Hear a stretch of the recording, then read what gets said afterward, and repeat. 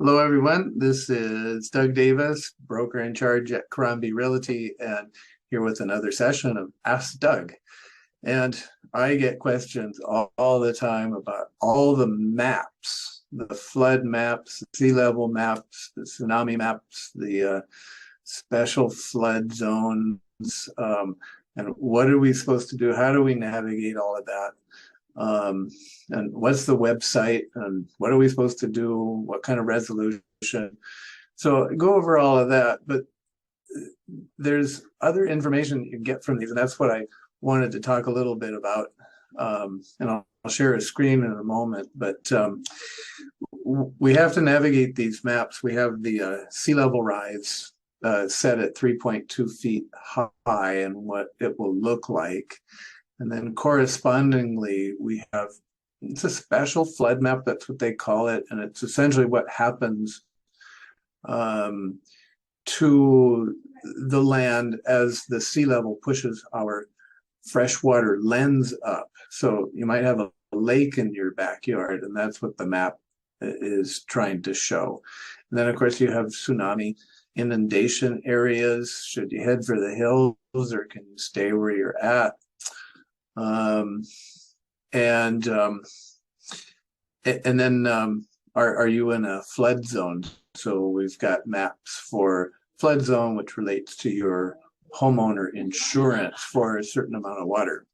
So like rainwater down a stream, that sort of thing. So I've had a session before that you can listen to where I go over all of those in detail, but this is what I wanted to show you today.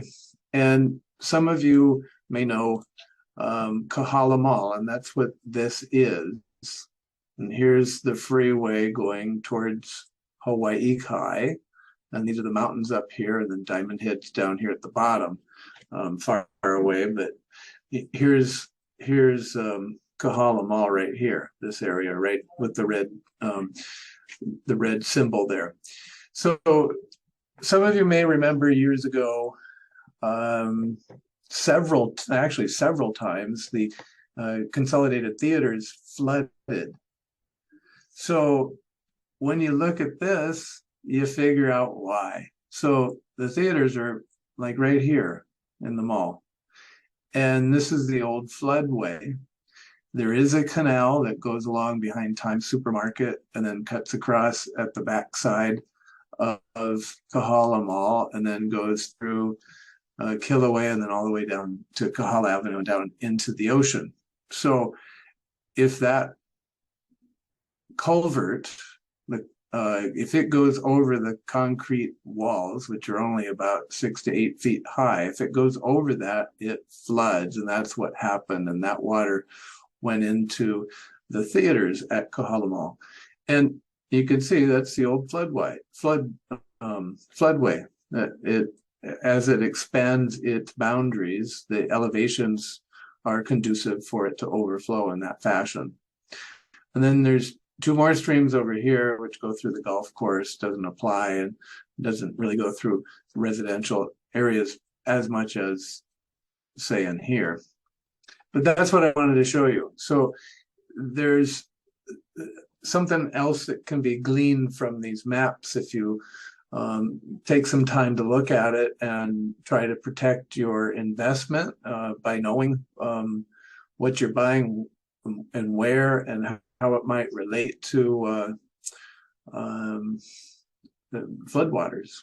I've often thought if you're in, say, San Francisco, you might want to know where the earthquake areas are more prone to shaking in the city versus not, and where the cracks in the earth are and fault lines, that sort of thing. So these tools can be used to help you maybe choose from one house versus another by going over things that are available to us online. So there you go. There's a useful tool. Hope that helps. Hope that's interesting. And if we can help you with your real estate needs, buying, selling, or property management, give us a call. And look forward to your questions. Until next week, thanks.